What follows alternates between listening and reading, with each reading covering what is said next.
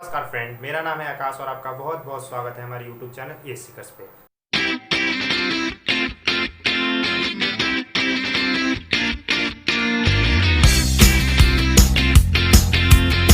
तो दोस्तों, आज इस वीडियो में हम बात करेंगे हमारे देश में आए नए विमान राफेल के बारे में। दरअसल राफेल विमान जो है उसे जिस कंपनी ने बनाया उस कंपनी का नाम डसॉल्ट एविएशन है। इस कंपनी का ओरिजिन है फ्रांस और लगभग इस राफेल विमान की कीमत 62.7 बिलियन डॉलर है, अगर हम बात करें 2012 के फाइनेंशियल ईयर के हिसाब से।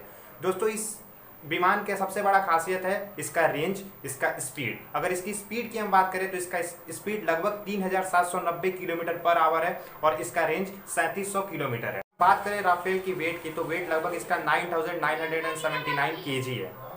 अब अगर बात करते हैं इसका फर्स्ट डेमो जो था वो 4 जुलाई 1986 को लिया गया था और इसे सर्विस में लाया गया था 18 मई 2001 को।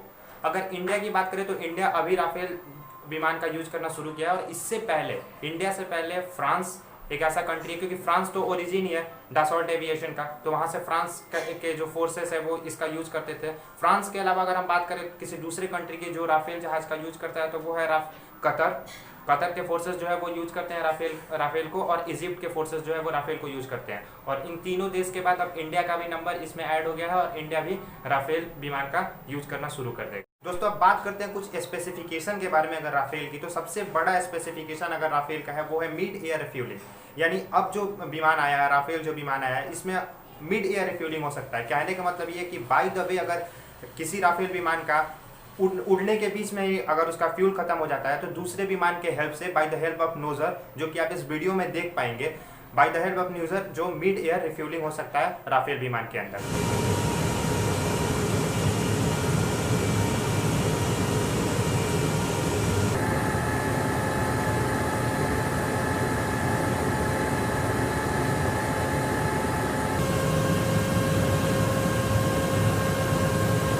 दूसरा खासियत क्या है कि इसमें एक एयर कोऑर्डिनेशन डिवाइस लगा हुआ है। एयर कोऑर्डिनेशन डिवाइस जो है जो लगभग 10 से 15 किलोमीटर के रेंज में, राफेल के 10 से 15 किलोमीटर के रेंज को आसानी से कवर अप कर लेता है और पायलट के पास सारे इंफॉर्मेशन को पहुंचा देता है कि क्या सामने कोई दुश्मन का विमान है या नहीं। तीसरा स्पेसिफिकेशन है दोस्तों इसका एक्स गार्ड डिवाइस जो है वो हेल्प करता है अगर दूसरा कोई विमान सामने से आके इस विमान पे हमला कर देता है। जैसे कहने का मतलब ये है कि अगर राफेल अगर किसी विमान पे हमला करता है या फिर किसी भी दुश्मनों के ऊपर हमला करता है तो दुश्मन भी तो खाली हाथ बैठे नहीं रहेंगे, वो भी कहीं ना कहीं हमारे जहाज़ों पे हमला करेंगे। तो दोस्तों, एक्स गार्ड एक ऐसा डिवाइस है जो कि हेल्प करता है किसी दूसरे विमान से हुए मिसाइल हमले से बचने के लिए। तो दोस्तों, ये सब तो था हमारे राफेल के बारे में। अब जानकारी लेते हैं कुछ ऐसे मिसाइल्स के बारे में जो राफेल अपने साथ लेके उड़ता है। देखिए, बेसिकली दो टाइप्स के मिसाइल्स होते हैं, एक एयर टू सरफेस मिसाइल और दूसरा होता है एयर टू एयर मिसाइल। दोस्त, पहले हम जानते हैं एयर टू सरफेस मिसाइल के बारे में। तो पहला मिसाइल है जो कि एयर टू सरफेस मिसाइल है जो राफेल में अटैच होता है, वो होता है स्काल्प मिसाइल। स्काल्प मिसाइल का रेंज जो है वो लगभग 560 किलोमीटर होता है। अब आप अंदाजा लगा सकते हैं कि बियॉन्ड विजुअल राफेल जो होता है वो अपने दुश्मनों को मार सकता है 560 किलोमीटर पहले से ही, यानी जब पायलट टारगेट को लॉक कर देगा तो नो मैटर डिस्टेंस कितना ज़्यादा हो वो 560 किलोमीटर दूर तक मार सकता है। तो दोस्तों, अगर हम बात करें स्काल्प की स्पीड के बारे में तो इसका स्पीड 1000 किलोमीटर पर आवर है।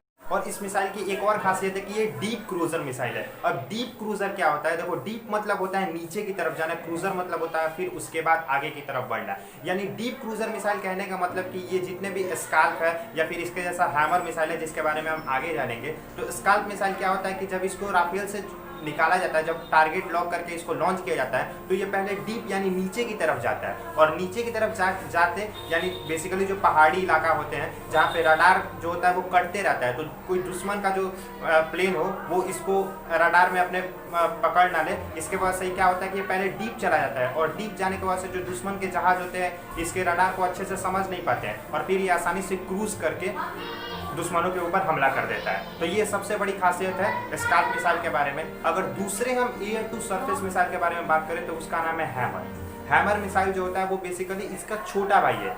अगर हम बात करें लॉजिकली लैंग्वेज में तो इसका छोटा भाई है, क्योंकि इसका रेंज जो होता है वो कम होता है, इसका रेंज लगभग 100 किलोमीटर के आसपास होता है। लेकिन दोस्त, ये भी एक डीप क्रूजर ही है, यानी जब इसे भी राफेल से लॉन्च किया जाता है तो ये पहले नीचे की तरफ आता है और उसके बाद हमला करता है। दोनों मिसाइल जो होते हैं वो गाइडेड मिसाइल्स होते हैं। देखिए, गाइडेड मिसाइल्स को हम कैसे पहचानेंगे, तो गाइडेड मिसाइल पहचानने का सबसे बड़ा जो उसका क्वालिटी होता है ये होता है कि उसके ऊपर विंग्स लगे होते हैं। अब आप वीडियो में देख पाएंगे कि कैसे स्काल्प मिसाइल और हैमर्स मिसाइल जो है वो दुश्मनों पे हमला करते हैं और डीप क्रूजर का प्रोसेस जो है वो क्या होता है।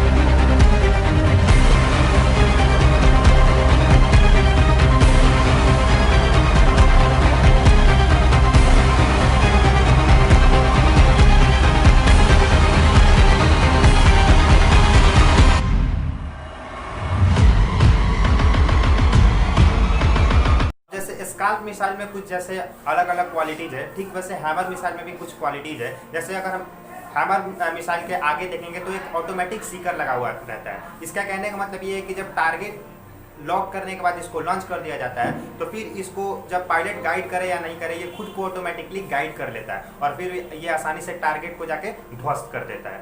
इसका अगर कॉस्ट का बात करें तो लगभग ये $2,20,000 आता है। और जैसे कि हमको पता है कि राफेल जहाज इंडिया से पहले इजिप्ट, फ्रांस और कतर के फोर्सेस द्वारा यूज किया गया है, ठीक वैसे ही हैमर को भी इंडिया से पहले फ्रांस, कतर और इजिप्ट की सेना ने यूज किया है। इसको लॉन्च करने के लिए 2 जहाज है, एक मिराज 2000D और एक राफेल जहाज।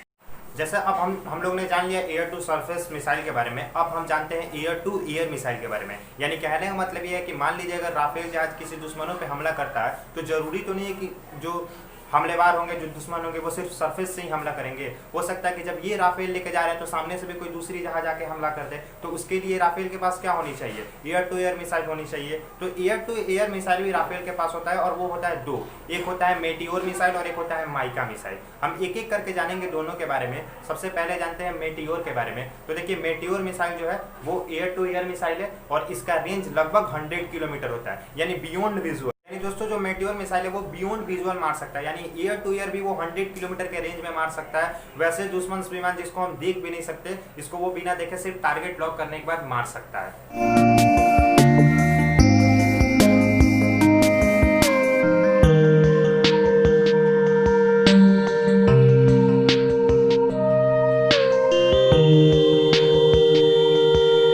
हम जानते हैं माइका के बारे में। तो माइका जैसे मेटियोर का छोटा भाई है। जैसे हम बात कर रहे थे हैमर और स्काल्प के बारे में, तो हैमर को मैंने बोला था कि हैमर जो है वो छोटा भाई है स्काल्प का, क्योंकि स्काल्प जो है वो स्ट्रॉन्ग है, रेंज भी ज़्यादा है और हैमर का रेंज कम है। ठीक वैसे ही मेटियोर है, मेटियोर का रेंज 100 किलोमीटर है एयर में, लेकिन जो माइका है वो उसका छोटा भाई और इसका रेंज लगभग 80 किलोमीटर है। यानी जब सबसे लोएस्ट डिस्टेंस है वो 500 मीटर है, 500 मीटर से लेकर 80 किलोमीटर के बीच का जो रेंज है वो माइका का है। अगर हम बात करें दोनों मिसाइल के स्पीड के बारे में दोस्तों, तो इसका स्पीड 4 मैक है। 4 मैक यानी इतना ज़्यादा स्पीड होता है। मैक का मतलब होता है कि किसी चीज़ का स्पीड जो है वो साउंड से कितना ज़्यादा है। अगर किसी चीज़ का स्पीड साउंड के स्पीड से 4 गुना ज़्यादा यानी 4 मैक, किसी चीज़ का स्पीड अगर साउंड के स्पीड से 3 गुना ज़्यादा यानी 3 मैक। तो अगर हम बात करें माइका मिसाइल के बारे में या फिर मेटियोर मिसाइल के बारे में, तो दोनों का स्पीड 4 मैक है। अब तक दुनिया का कोई भी ऐसा विमान नहीं बना है जिसका स्पीड 4 मैक है। अगर हम बात करें अब तक का सबसे मॉडर्न विमान जो कि अमेरिका के पास है F-35, उसका भी स्पीड बस 2.5 से 3 मैक है। यानी कहने का मतलब ये है कि अगर माइका या मेटियोर किसी टारगेट को लॉक करके उसको लॉन्च कर दिया गया तो वो मारेगा ही मारेगा, छोड़ेगा नहीं।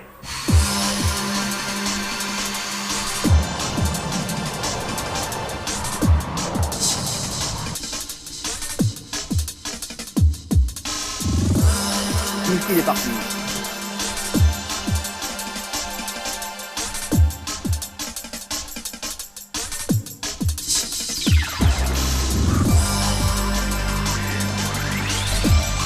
करते हैं माइका और मेटियोर के। तो माइका और मेटियोर का जो मैन्युफैक्चरर है वो है MBDA। तो दोस्तों ये 4 ऐसे मिसाइल्स के बारे में जो राफेल अपने साथ लेके घूमता है। राफेल का स्पेसिफिकेशन मैंने आपको बताया। अगर आप जानना चाहते हैं कि विमान को पायलट जो है वो कैसे कंट्रोल करता है, कैसे टारगेट को लॉक करके उस पर हमला करता है, तो आप कमेंट बॉक्स में अपनी राय जरूर दीजिएगा। हम इसका पार्ट 2 लाने का जरूर कोशिश करेंगे। और आपका मेरा ये वीडियो थोड़ा भी नॉलेजेबल लगा तो इसे शेयर कीजिए, लाइक कीजिए, हमारे चैनल को सब्सक्राइब कीजिए और हमारे वीडियो को पूरा देखने के लिए बहुत बहुत धन्यवाद।